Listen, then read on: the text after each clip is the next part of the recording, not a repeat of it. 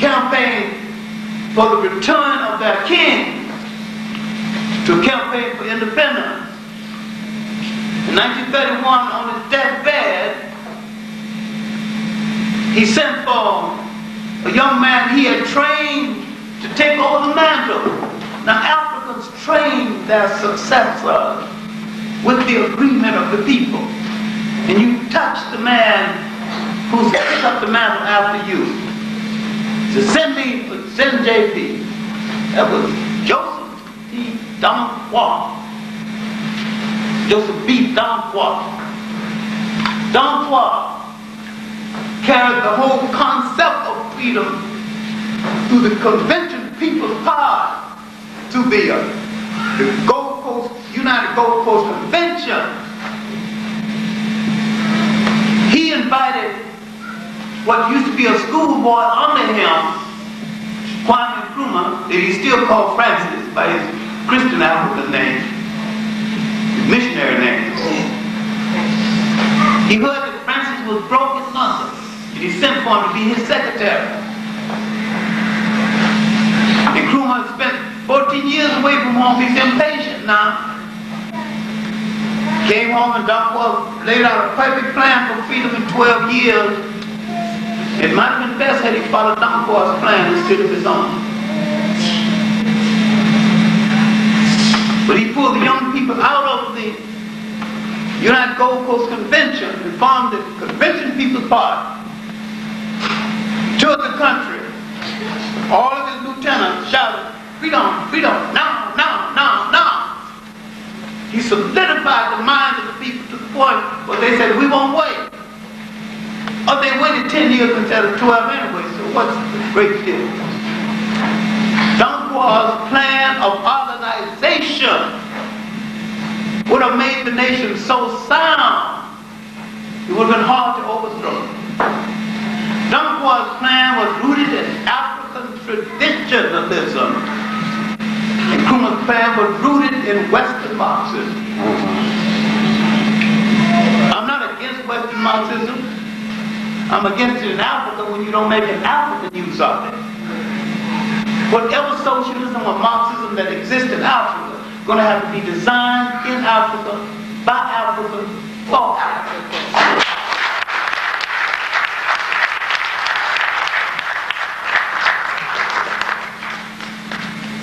It has always been clear to me that nothing ever came from the European's mind, and that includes the Bible, that did not have as its intention the facilitation of European control over the world.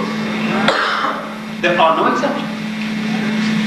You think there's a great deal of difference between the left and the right. While power is concerned, there's no difference. Right. Okay, now, as we move toward World War II, Africa once more became the focal point of the ingredients that went into the making of the atomic bomb. 7 main ingredients would come out of Africa.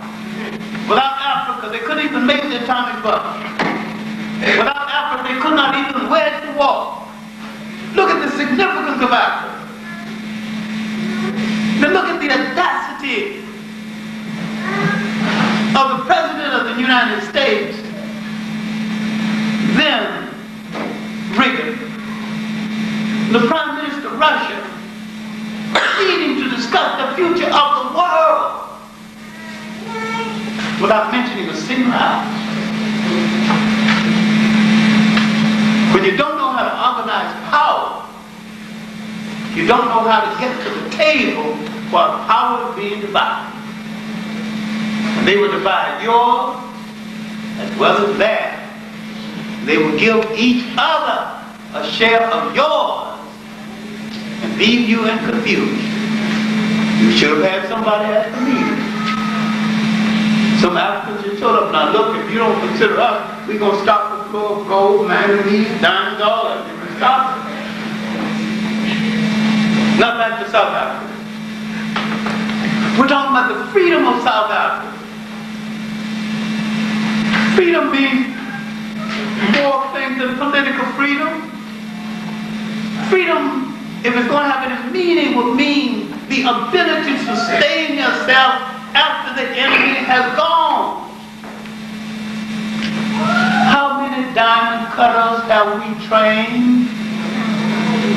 How many harbor operators have we trained? How many students have we sent to the Colorado School of Mines? One of the great schools of mining training in this country. Instead of being in the street shouting down with apartheid, we should call some students aside and say, look, we want you to study one thing alone. The supply of water. There are three things essential to a civilization and the survival of all people everywhere for all times to come. And it's not going to change. For people to survive, they must have a good supply of land, water, and women.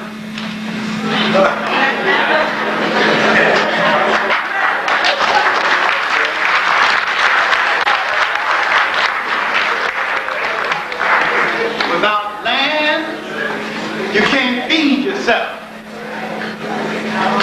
Without water, the land is useless. Without women, your race stops and is no more. Until you've got a plentiful supply of all of these three commodities, you cannot build civilization. And I dare you to show me one civilization that's built with one of those commodities missing. When Europe came out of the Middle Ages, land poor, people poor, and resource poor, that was what they were talking about. And they recovered at our expense. And they still maintain themselves at our expense. If we are to go into the 21st century, we have to stop people from thriving at our expense. We must ask some essential questions, some survival questions.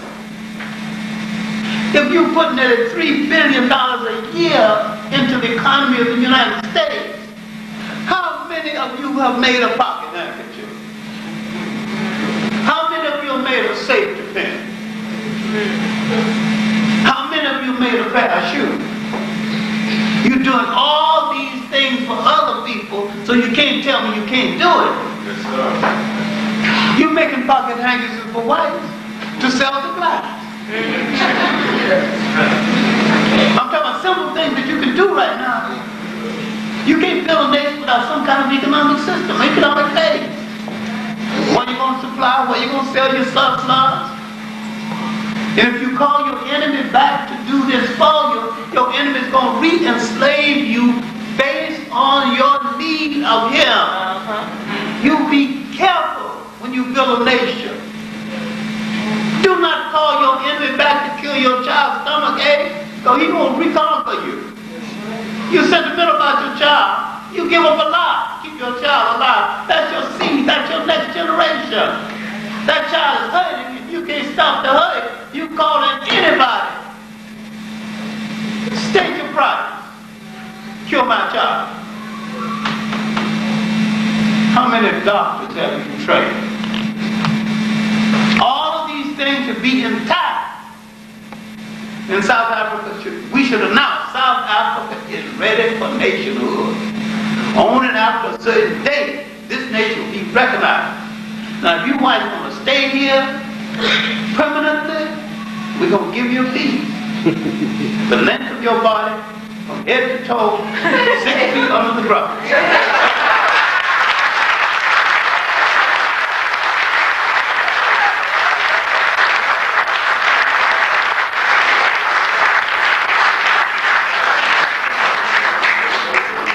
We will begin our reign. I'm breathing now. We will begin our reign by eliminating the classification color, because we don't recognize that. You're either an African or you are a foreign. That's the way what we do. You come in the house and stay, or go out of the house. mistake. No in between. No confusion. The East Indian, either your commitment is to Africa, or you can go back down. You can go back to East India. If you have no African commitment, you got no business in an African nation. You're either loyal to my house, or you gonna get out of my house. Be clear about that. No sentiment. No meaning. In the 21st century, we must lose our sentimental attachment to people and stop assuming that they have the same humanity as we.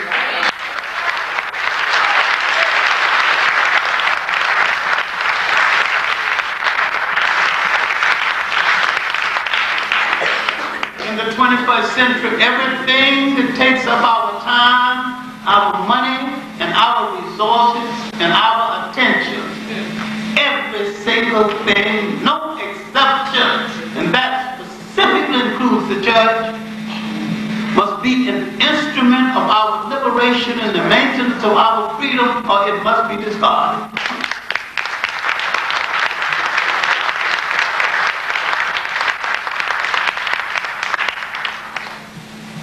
What I'm saying in the final analysis, that we have to reach out to each other all over the world. We must realize our number. We must realize that from the West Indies, South America, the United States, there are over 200 million people. There's 100 million in India, mostly classified as untouchable, who are now reaching out to us and saying, we are your brother. 10 billion called Dravidians, who also said that we are your brother. Millions in the Pacific. The whole continent of Australia was black until the British prisoners and thugs and whores destroyed it. We have not only reclaimed Africa in total, we must reclaim the African parts outside of Africa geographically. We have to consolidate that part.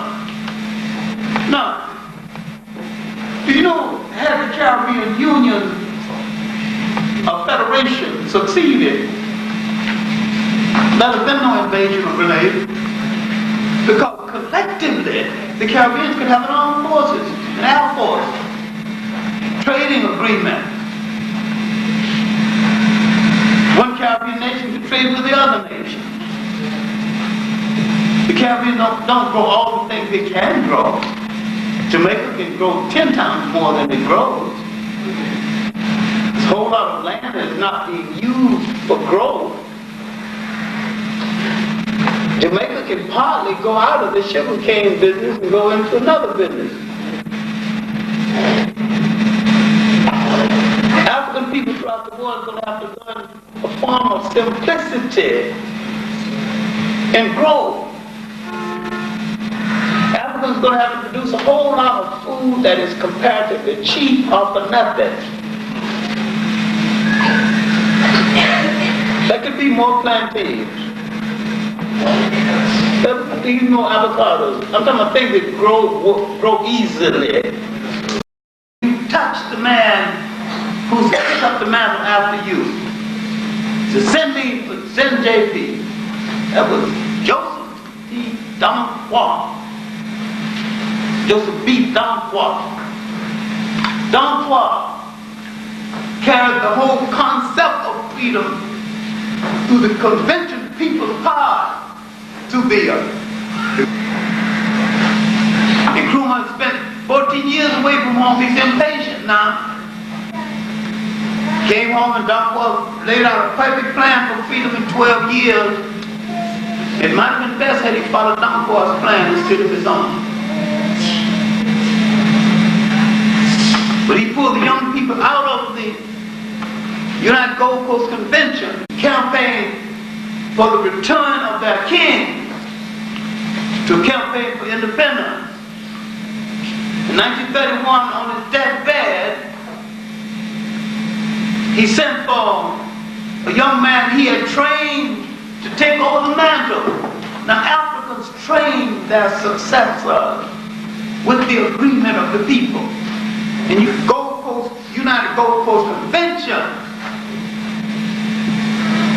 he invited what used to be a schoolboy under him, Kwame Nkrumah, that he still called Francis by his Christian African name, his missionary name. He heard that Francis was broke in London, and he sent for him to be his secretary, and formed the Convention People's Party. Toured the country. All of his lieutenants shouted, freedom, freedom, now, now, now, now. He solidified the minds of the people to the point where they said, we won't wait. Or they waited 10 years instead of 12 anyway, so what's the great deal? John Clarke's plan of